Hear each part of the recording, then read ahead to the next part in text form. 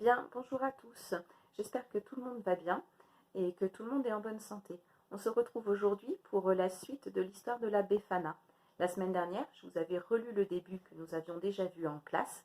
Aujourd'hui, je vais vous lire la suite. Voilà, je ne sais pas si, j'espère que tout le monde se rappelle bien de l'histoire. Donc la Befana, c'est une sorcière qui vit en Italie. C'est une gentille sorcière qui distribue des gâteaux aux enfants qui sont sages et qui distribue du charbon aux enfants qui sont un peu plus polissons et un peu plus coquins.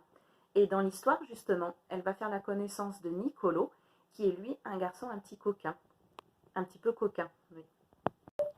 Voilà, donc Nicolo dans l'histoire, il est tellement coquin qu'il tape dans les seaux de lait pour le renverser, il répond à sa maman, il va embêter les poules, il casse les œufs, et il finit par s'enfuir dans les bois où il se perd, et c'est là qu'il va tomber sur la maison de la Befana et qu'il va la rencontrer. Voilà, souvenez-vous, il avait peur d'ailleurs de la Befana, et la Befana, pour punir ce petit garçon qui fait plein de bêtises, elle décide de le faire travailler. Donc d'abord, elle lui demande de ranger des sacs de farine. Ensuite, elle lui demande d'aller chercher des œufs dans la forêt, ce qui n'est pas facile parce que les poules ne vivent pas dans la forêt. Et ensuite, elle lui demande d'aller traire la vache. Je vous avais demandé, d'après vous, qu'est-ce qu'elle pourrait lui demander encore comme travail. Donc tout le monde a pensé que Nicolo allait finir par rentrer dans sa maison. Voilà, certainement. Mais avant, elle va lui faire faire autre chose. Donc il y en a qui pensent qu'il va devoir ranger les chevaux, qu'il va devoir aller ramasser des fleurs pour décorer la table, ou qu'il va devoir faire des gâteaux, le ménage, la vaisselle, balayer. Enfin voilà, la Befana n'a pas fini de le faire travailler. Donc je vous propose de découvrir la suite. Bien joué, lui dit la Befana, l'œil pétillant. Maintenant, transforme ce lait en beurre. Mais c'est impossible, répond Nicolo. Bien sûr que c'est possible. Tourne autour du lait jusqu'à ce qu'il devienne du beurre. Et n'oublie pas de lui dire merci. Et c'est ce qu'il fait. Le lait devint du beurre, comme par magie. Nicolo casse les œufs, les mélange à la farine, au sucre et au beurre, et il y ajoute des pépites de chocolat.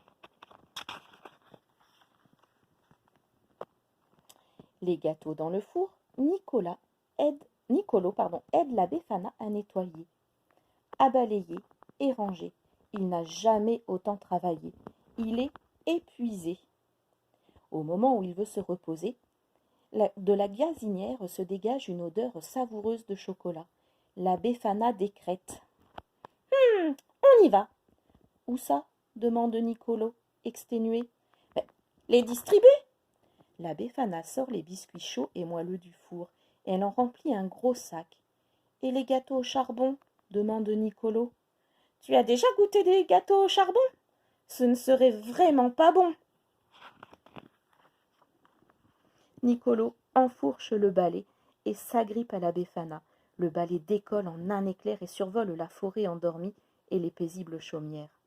Il vole sous les étoiles, bercé par un vent léger et éclairé par la lueur de la lune. Nicolo n'a jamais connu un sentiment de liberté aussi grand. Il se blottit contre la Befana, le cœur rempli de bonheur. Elle sent une odeur de biscuits au chocolat tout chaud. C'est si bon. Une fois les gâteaux distribués, la Befana ramène Nicolo chez lui. Au moment de partir, elle lui offre même quelques biscuits. « Merci, dit Nicolo. « À bientôt, crie la vieille. Je n'ai pas peur de la Befana, je n'ai pas peur de la Befana, commence à chanter Nicolo, avant d'ajouter « Car c'est la sorcière la plus gentille qui soit. »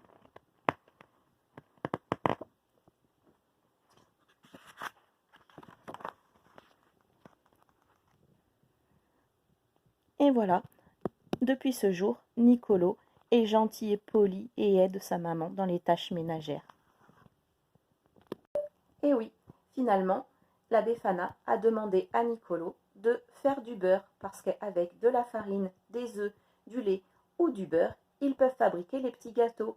Rappelez-vous, la Befana, qu'est-ce qu'elle fait? elle donne des gâteaux aux enfants sages. Donc avec Nicolo, elle fait des gâteaux qu'ils vont ensuite distribuer, puis elle le ramène chez lui, tout assagi. Voilà, j'espère que cette histoire vous a plu. La semaine prochaine, on en commence une autre. Je vous souhaite une belle semaine, une belle journée et à bientôt.